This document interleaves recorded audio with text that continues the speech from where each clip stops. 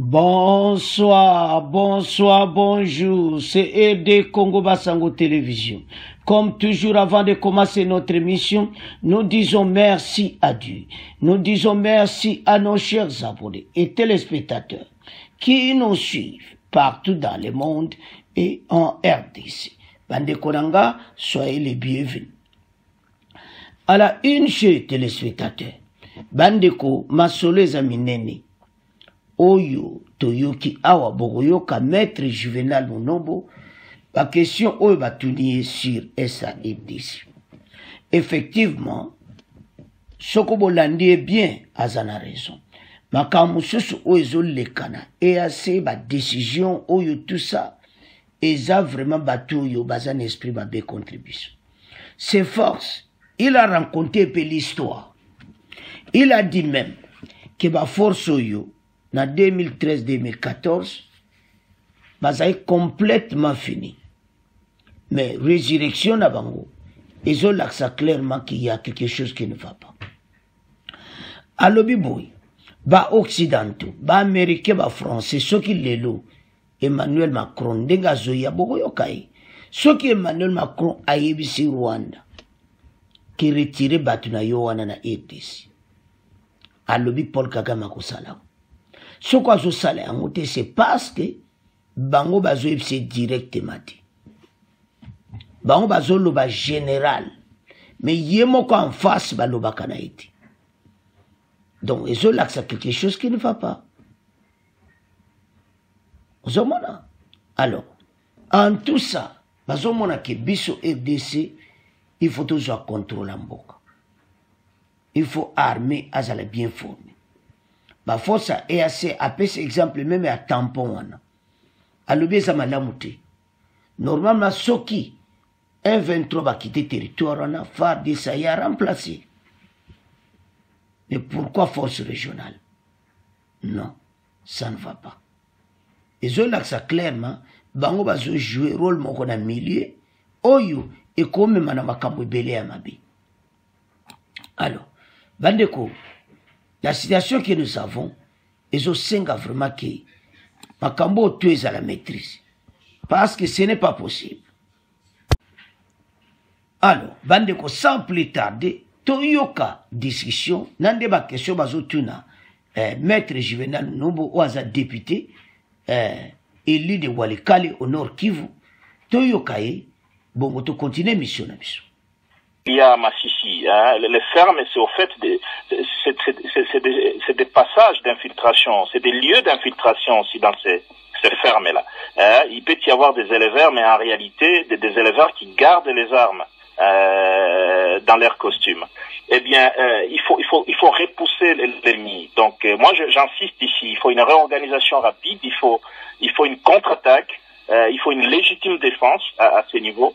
C'est vrai, on peut continuer avec la diplomatie, mais je crois que c'est d'abord ça la solution pour le moment. Une autre solution, c'est la pression diplomatique. Hein. Nous attendons à l'arrivée du président français.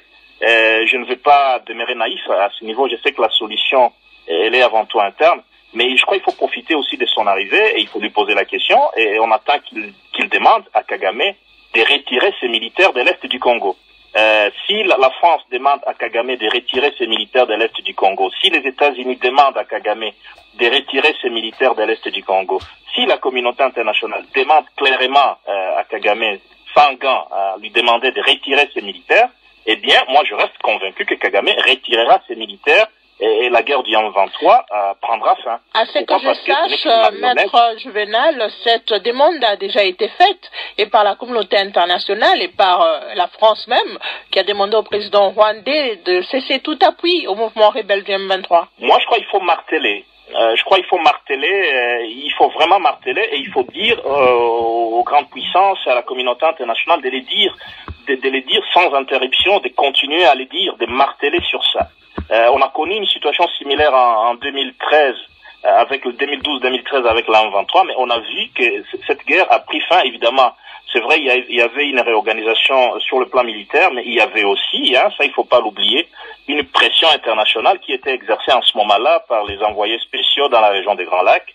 C'était la conjonction un peu de ces deux types de solutions qui ont fait à ce que la M23 puisse prendre fin. Et là, on assiste à un M23 nouvelle formule, toujours appuyé par les Rwandais.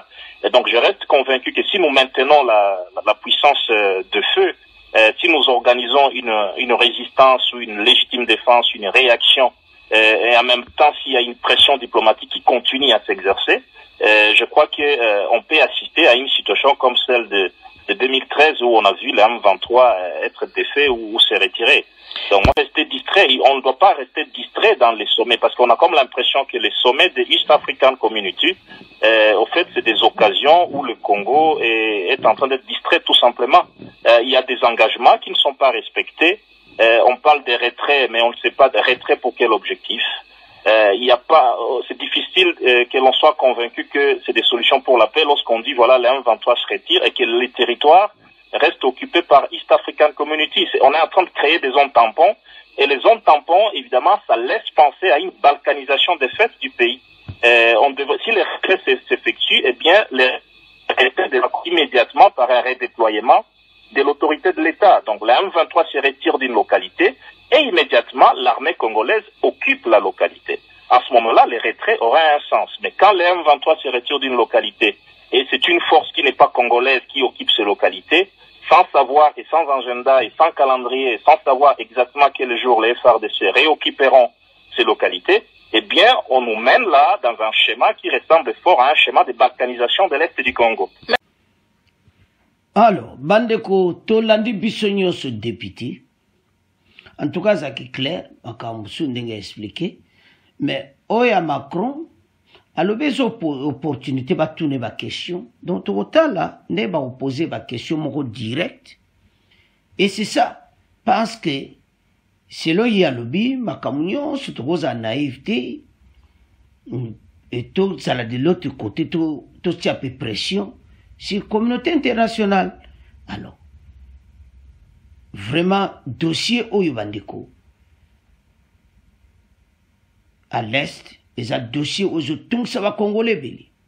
Alors, tout développer ma solo Oyu. Donc, et on a clairement que citation ça m'a bé. Parce que, Bango, bazo jouer j'ai mon boy, ou ça clarté. C'est pour cela que Batbazo Loba, j'ai à balkanisation. Parce que, ceux qui kaka, ndenge bazo sala. Les Cambouza clairement. Boy. Mais bango komio, zone de tampons et tout ça. En tout cas, balobi eza clarté. Alors, je vais nous tenir une question sur. Il y a arrivé à Macron. Alors, que Batouana ezala États-Unis. Ce qui va yebisi que les Cambouana sala yangote. Donc, so balobi na ye akotika.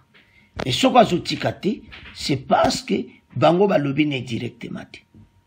Donc, c'est ça le problème. Où ils ont rongé la situation. C'est pour ça qu'il y a une question autonaye. Et maintenant, ba salande. Donc, solution est qui? Ba bon sa armée. So ba bon sa armée wana. Au moins, armée cause la première qui tout. Et qu'on peut ça très bien. Puis, armée peut n'être l'ennemi. Mais sans qu'on bon sa armée. Non, solution ezate. Landeko, akamboza ya kusakanati. Mais, biso ba Congolais, to meka ko zala toujours sima ya armée.